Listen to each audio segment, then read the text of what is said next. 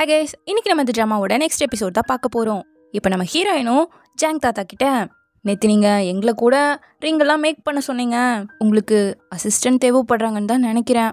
இந்த traditional கிராஃப்ட்மேன்ஷிப்பில் success rate வந்து கொஞ்சம் கம்மி, அதனால தான் எல்லாரும் ஈஸியாக கிவ் அப் பண்ணிட்டு போயிடுறாங்க.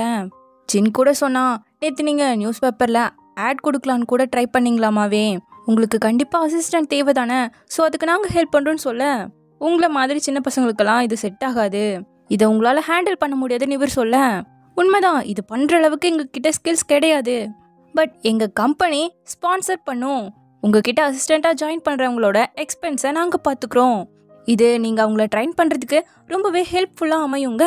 ஓ, காசை காட்டி பேச பார்க்குறேங்கிற மாதிரி இவர் சொல்கிறாரா?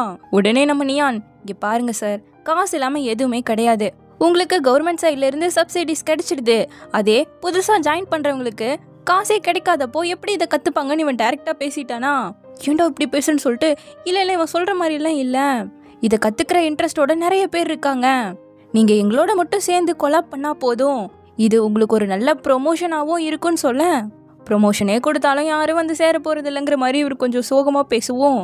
இது மிஸ்டர் ஜாங்கோட வீடு தானே, ஃபிலிக்ரி இன்லே டெக்னிக் கற்றுக்கலாங்கிறதுக்காக வந்திருக்கேன், லூயிஸோட ப்ரொமோஷன் வீடியோ தான் பார்த்து வந்திருக்கோன்னு சொல்ல, இவருக்கு பயங்கர சந்தோஷம்.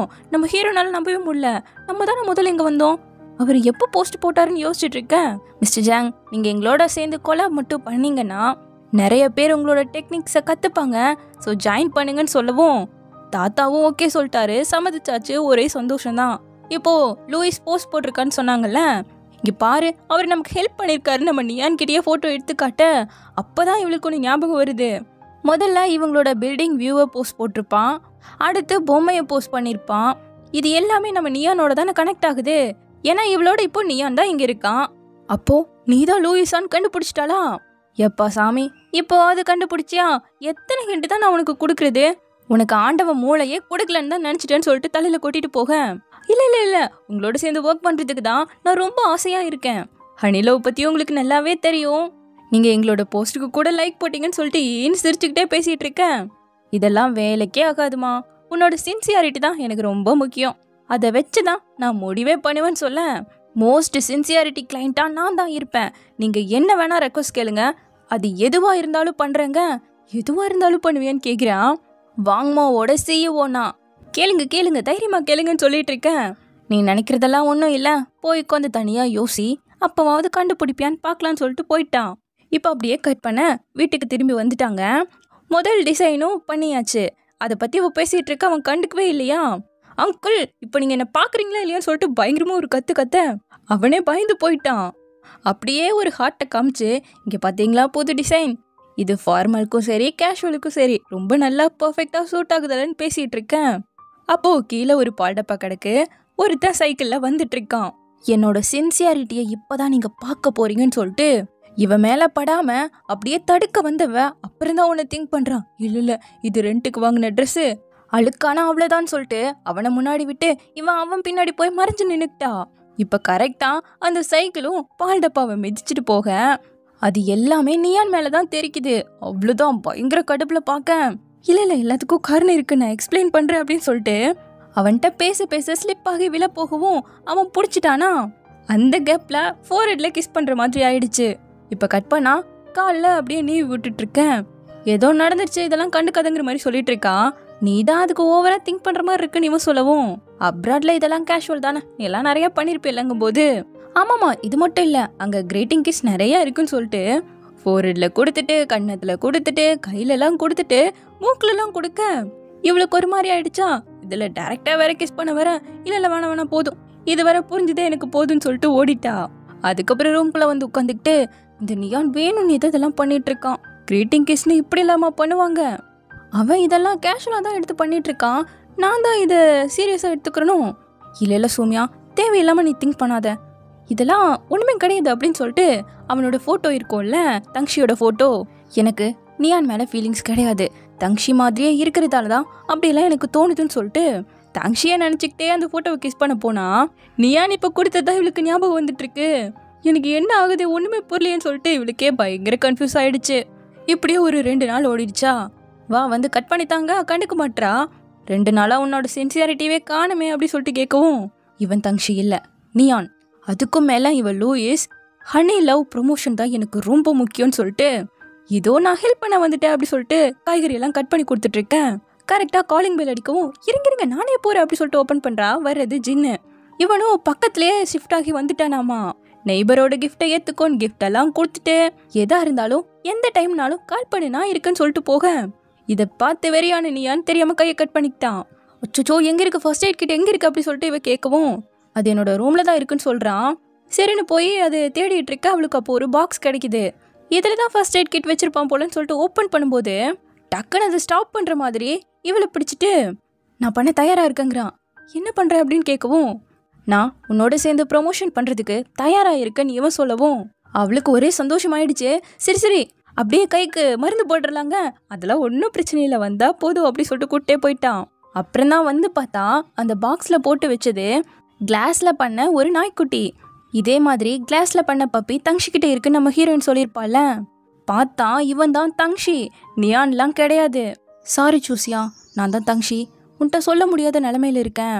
ஒரு வருஷத்துக்கு முன்னாடி அந்த கன் ஷூட்டில் என்னை சேவ் பண்ணது நியான் தான். அப்படி பண்ண சொன்னதே உன்னோட அப்பா தான் சொல்லிட்டு ஒரு வருஷத்துக்கு முன்னாடி தங்ஷி இறந்து போயிட்டான்னு இவளுக்கெல்லாம் சொன்னாங்கல்ல. அப்போது அந்த இன்சிடெண்ட்டில் இவன் எப்படியோ உயிர் பொழைச்சிக்கிட்டான்.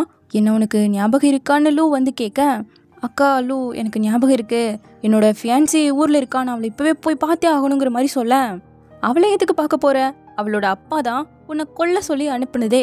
அவளை நீ கல்யாணம் பண்ணிக்கிட்டா ஹுவா குரூப்போட மொத்த சொத்தும் உனக்கு வந்துட்டா என்ன பண்ணுறது, அதுக்காக தான் ஹுவாவோட அப்பா இந்த வேலையவே பார்த்துருக்காருன்னு லூ சொல்லவும் அது என்னால் சுத்தமாக ஏற்றுக்கவே முடியல, என்னால் நம்பவே முடியல. அப்போ தான் நீ திரும்பவும் ஹுவா ஃபேமிலியில் போய் ஜாயின் பண்ணிட்டேங்கிற நியூஸை கேள்விப்பட்டேன்னு சொல்லிட்டு அதை தான் பார்த்துட்ருக்கான். அதில் என்ன சொல்கிறாங்கன்னா ஹுவா குரூப்போட சேர்மேன் அவங்க தொலைஞ்சு போன பொண்ணை கண்டுபிடிச்சிட்டாங்க. ஆனால் ஆல்ரெடி அவங்களுக்கு என்கேஜ்மெண்ட் ஆகியிருந்திருக்கு, பட் அவங்களோட ஃபியான்சி இறந்து போயிருக்காங்கங்கிற நியூஸை அவன் கேள்விப்பட்டதுமே 2 பேரில் ஒருத்தரை சூஸ் பண்ணுன்னா நீ என்ன சூஸ் பண்ணுவியா இல்லை உன்னோட அப்பாவை சூஸ் பண்ணுவியான்னு சொல்லிட்டு எனக்கு பயங்கர வருத்தமாக இருக்குது. ஓரளவு ரெடி ஆனதும் நேராக ஹுவாவோட ஊருக்கே வந்துட்டான். லூ கூட கால் பண்ணி கேட்டிருந்துருக்காங்க, இந்த நிலமையில நீ அங்கே போனேன்னா அவன் அப்பா பார்த்ததும் உன்னை கொன்றுவான், எதுக்கு போனேன், இது சேஃப் கிடையாதுன்னு சொன்னாலும் எல்லாத்தையும் முடிச்சுட்டு திரும்ப வந்துடுவேங்கிற மாதிரி தான் அங்கே வந்திருந்துருக்கான். அப்போது நம்ம ஹுவா வந்திருக்க ரெஸ்டாரண்ட்கே அவளுக்கு தெரியாமல் வந்து உட்காந்துட்டு அவள் காக்டைல் ஆர்டர் பண்ணவும் ஆல்கஹால் இல்லாத காக்டைல் அவளுக்கு கொடுங்கிற மாதிரி இவன் சஜஸ்ட் பண்ணி கொடுக்க வச்சுட்டு இருக்கான். ஆனால் அப்போவும் நம்ம ஹீரோயின் தங்ஷியை நினச்சி அவன் கொடுத்த நெக்லஸை பார்த்து ரொம்ப ஃபீல் பண்ணிட்டு இருக்கா. அப்படியே மறந்து போய் அதை கீழேயே விட்டுட்டு போயிட, இது தொலைஞ்சு போனது மட்டும் உனக்கு தெரிஞ்சா நீ ரொம்ப அழுவியே, ஆனால் பாரு எப்படி விட்டுட்டு போயிருக்கன்னு சொல்லிட்டு அவளை அப்படியே கிராஸ் பண்ணும்போதே அந்த நெக்லஸ் அவளுக்கே தெரியாம அவன் போட்டு விட்டான்.